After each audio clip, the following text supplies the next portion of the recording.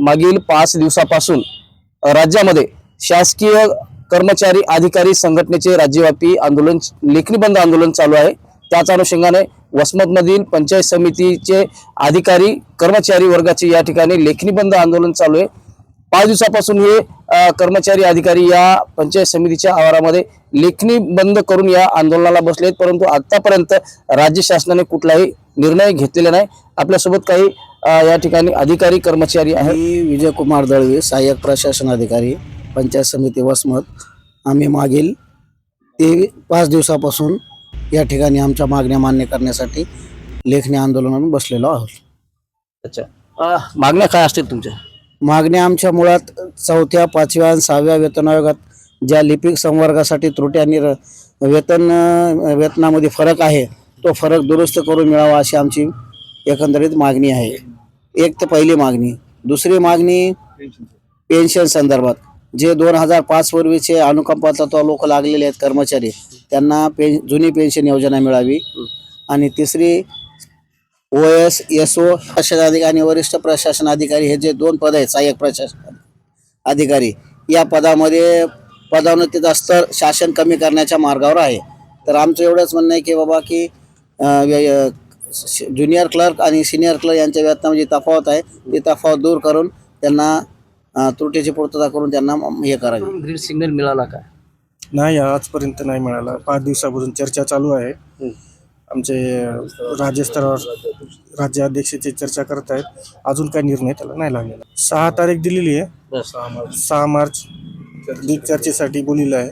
तोपर्यंत आम्ही चालूच ठेवू, जोपर्यंत निर्णय देणार नाही तोपर्यंत। राज्यव्यापी आंदोलन चालू आहे, संघटनेचे काही अध्यक्ष असतील, काय सूचना आहेत तुम्हाला? आंदोलनाची भूमिका समोरची काय असेल मागण्या मान्य?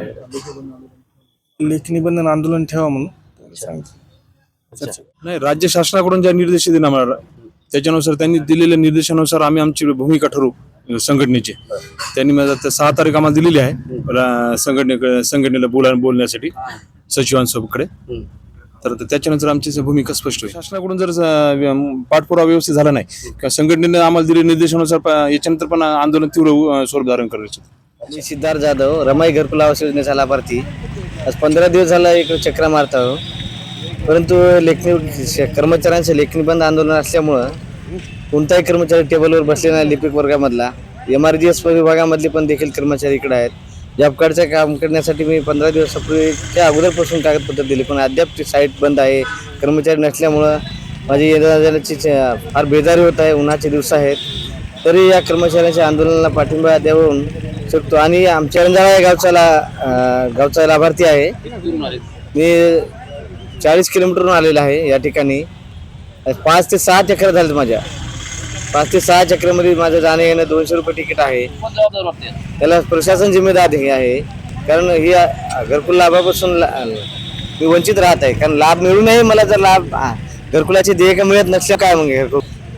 आज 4 ते 5 दिवसांचे आंदोलन चालू आहे। या आंदोलनाचा परिणाम घरकुल लाभार्थी असतील MRGS विभागावर परिणाम झालेला आहे। कशासाठी आली होती? रमाई घरकुल बरोबर झालं का? नाही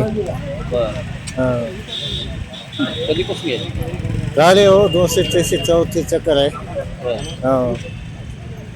आज या पंचायत समितीमध्ये कोणत्या कामासाठी आले होते आणि काम झालंय काय? सध्या लेखी बंद आंदोलन चालू आहे। मी पंचायत समितीमध्ये घरकुलसाठी कामासाठी आलतो।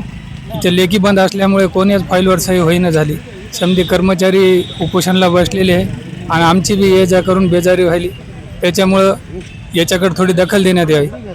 आंदोलनाची महत्त्वाची हे असे धारणा आहे की 4थ्या वेतन आयोगामधली जी त्रुटी आहे ती त्रुटीची पूर्तता शासनाने त्वरित करून आम्हाला त्याचा लाभ द्यावा। आणि जी जुनी पेन्शन योजना आहे लागू सर्व कर्मचाऱ्यांना लागू करावी, जे 2005 नंतर लागले त्यांना। आणि जे H6 वरून H8 पर्यंत सगळ्यांना ते ग्रेड पे लागू करावा अशी आमची मागणी आहे। शासनाने ती मान्य करावी एवढीच। एकीकडे खऱ्या अर्थानं पाहिलं तर मागील 5 दिवसापासून कर्मचारी व अधिकाऱ्याची लेखणी बंद चालू असलेले आंदोलन हे नागरिकांच्या कामावर परिणाम होत आहे। खऱ्या अर्थानं पाहिलं तर राज्य शासनानं या कर्मचाऱ्यांची दखल घेऊन तात्काळ या मागणीकडे लक्ष दिलं तर या ठिकाणी जे होणारे नागरिकांची हेळसांड आणि गैरसोय होणारी ती थांबणार आहे. याच विभागामध्ये घरकुलाची कामं असतील, MRGSची कामं असतील, असे अनेक या ठिकाणी कामं आहे ते प्रलंबित फाईल असल्यामुळे कामं पेंडिंगमध्ये आहेत आणि मागील 5 दिवसापासून जे आहे ते हे कर्मचारी आंदोलनाच्या पावित्र्यामध्ये आहेत आणि याच कर्मचाऱ्याच्या आंदोलनामुळे नागरिकांच्या कामावर या ठिकाणी मोठा परिणाम झाल्याचं पाहायला मिळत आहे. त्यामुळे नक्कीच या कर्मचाऱ्याला न्याय कधी मिळणार हे पाहणं आता तितकंच महत्त्वाचं ठरणार आहे. पाहत राहा लोकपर्यटन न्यूजसाठी मी वसमतवरून भगवान जाधव.